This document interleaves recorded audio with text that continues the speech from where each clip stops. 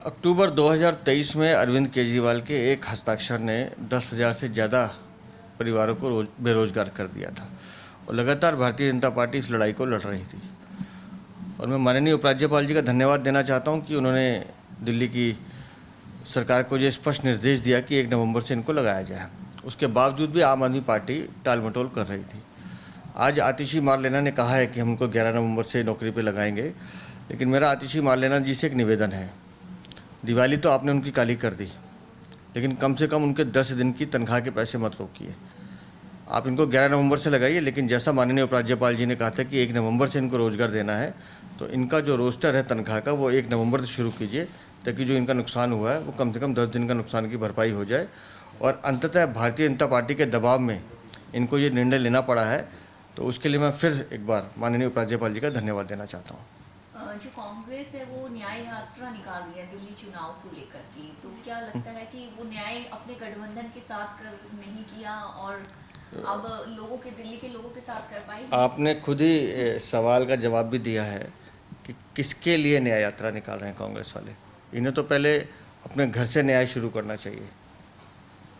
अपने हजारों कार्यकर्ताओं के साथ इन्होंने अन्याय किया कि जिस दिन इन्होंने अरविंद केजरीवाल के साथ गठबंधन किया, जिस अरविंद केजरीवाल ने इनके मुख्यमंत्री स्वर्गीय शीला दीक्षित के बारे में अपशब्द कहे, जाने उनके बारे में क्या क्या कहा, ये उनको कंधे पे लगाए घूमते रहे। किसके साथ न्याय करेंगे? कांग्रेस को न्याय नहीं, कांग्रेस को आत्मचिंतन करने की जरूरत है। सर, अभी विधानसभा चुनाव को 3 महीने भी लगभग बचे हैं, उससे पहले कांग्रेस की इतनी तैयारियां क्या माना जाए और दिल्ली को इन्होंने चुनाव ये दोनों गठबंधन के साथी रहे हैं लोकसभा चुनाव में, हम सब ने देखा है। और दिल्ली की जनता को बेवकूफ़ बनाने का इनका एक मैं कहूँगा कि एक प्रयास मात्र है, क्योंकि सब जानते हैं ये एक ही सिक्के के दो पहलू हैं। आज चाहे अलग अलग शोर मचा रहे, क्योंकि इन्हें पता है कि भारतीय जनता पार्टी की सरकार बनने जा रही है, अंततः ये दोनों साथ ही आएंगे। केजरीवाल का बीते दिन बयान भी आया था चुनाव को लेकर के, कह रहे कि आपका बेटा अभी तक आप लोगों से बात नहीं किया है, अब मैं आपसे जुड़ने की कोशिश कर रहा हूँ। छठ भी मनाते हुए उनको देखा गया था। वो जमानत पर छूटे हुए अपराधी हैं।